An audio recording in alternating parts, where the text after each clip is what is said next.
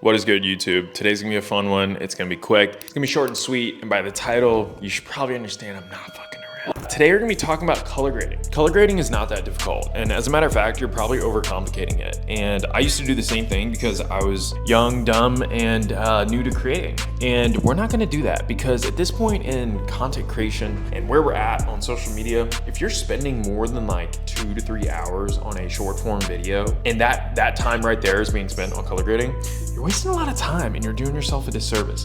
So in this video, I'm basically gonna walk you through my exact strategy that I use to color grade and how I make my shit still look really good. And I save a lot of time doing it. And what we'll also do is talk about how the LUTs that you pick can bleed into creating a brand look for yourself, which is actually kind of cool. So again, you're saving time, you're building a brand, you have something that looks good, have something that looks consistent. So without further ado, let's jump into here. I'm gonna get a loom going and then we are gonna tackle this together. All right, we are in Premiere Pro. This is actually a video that I am doing for Motion Array right now. And we're gonna color grade it because right now it looks like this and it's kind of flat, kind of clean though. I will say this, in rules and color grading, there's one thing that rings true, right? Everything is discretionary. If you want to spend 4 hours color grading because you just love doing it, go for it. But that is not why I'm here. I'm here to save you time. I'm here to make sure that you actually post consistently. I am here to make sure that you get results. And yeah, I don't want you wasting time you don't need to waste. So here's what we're gonna do.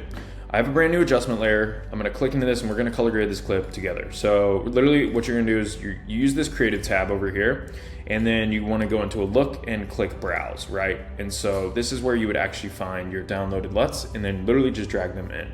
So I'll show you how easy this is to actually do. I'm gonna slide on over to Motion Array actually, and here's how we're gonna pick some of the LUTs that I think are probably the best. Some of it is trial and error, so I'm not gonna beat around that. But what I do is I kind of go by these, little tutorials that they show. But I will say this, there's a certain style right now that's hot, and it's this one, Amber and Aqua. So that one I'm immediately downloading, no debate. Let's get that one in.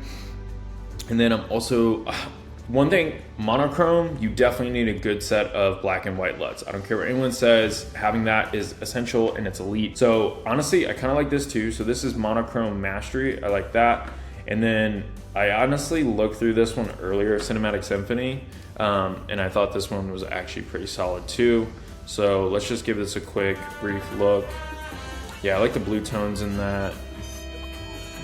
Yeah, it just looks really good. The moody green's always a vibe. Golden hour's a little too much. Yeah, so anyway, let's download that one. I like that too. So I think we're at 3. And then the other one I kind of was messing with was this guy right here. All right, let's watch this and see what this looks like. Ooh, I really like the noise in this. All right, film grade LUTs, love it. All right, so those are our main ones, 1, 2, 3, 4. So we've got a ton of LUTs now to choose. So all I'm gonna do is basically open these up and expand them. Let me just copy them all over into my drive. Honestly, none of this is really that important, but let's just put them over here. So let's just create Motion MA LUTs, there we go. And now we have all those in that folder. So now let's go back over here to Premiere Pro. And now what we're gonna do is just test. Let's see what looks sick. So now let's go back over to my main drive folder with all my hidden secrets and all that fun stuff. MA LUTs, beautiful. All right, let's do Amber and Aqua. Let's do Tequila.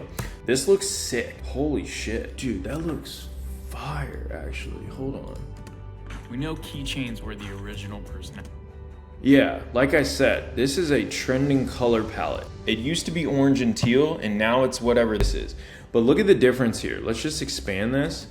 We know keychains were... That is fire. I don't need to do anything else, to be honest. The only other thing I could do here, I would go into the plugins over here in the Motion Array Hub, and then I'm gonna click on Film Grain. And then, so where this actually is though, I have it in an effects panel. So I've already put all these in here, it's in presets. So if I go down, Film Grain, drag that on, and then let's just adjust from there. Grain strength, seed, size.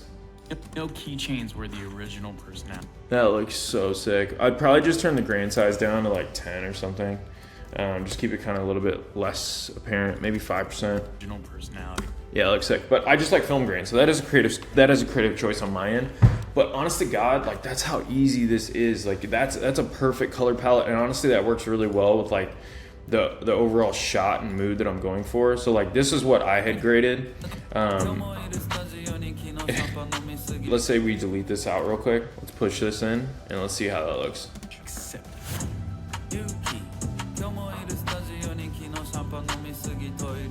It changes the vibe, and that's one thing about color, right? Color theory does exist. You can change the way that certain things feel, how they actually are represented. But at the end of the day, I really like this. I think it's fire. And again, if we went through each one of those, like these LUTs all look insane. And I don't know that for a fact, but I'm just making an assumption. So Azure looks cool. That also looks deep and colorful. Citrus, nice, brings skin tones out a little bit more. I think that's awesome. Good skin tones are honestly like the number one thing you need in color grading. So if we're going back to that list of rules, those are things that I would want to make sure that are actually in there.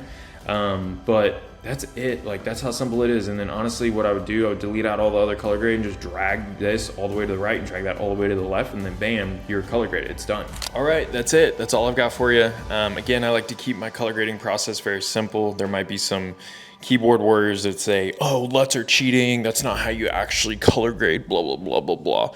But when you're in my line of work and you've got, I don't know, 150 videos that you've got to get out per month for your clients, you're not too worried about the micro details that people would worry about when they're making a movie. So anyway, if these LUTs are of interest to you, check out the link in the description of this video. Head on over to Motion Array, and what I want you to do is utilize as much as you can in the 2 months that you get for free. Download as many of those assets, get a good feel for it. There's a bunch of other stuff that Motion Array has to offer aside from just LUTs, but the fact that they have such high quality products and things like that again allow my creation process to actually match my brand, and that's worth every single dollar. And their entire price, what is it? It's $30 per month. So it's like $1 a day. So check it out. My job is to help you avoid creative burnout. So I will promote this all day long because it has done just that for me. So peace and love. We'll talk very soon, and good luck out there.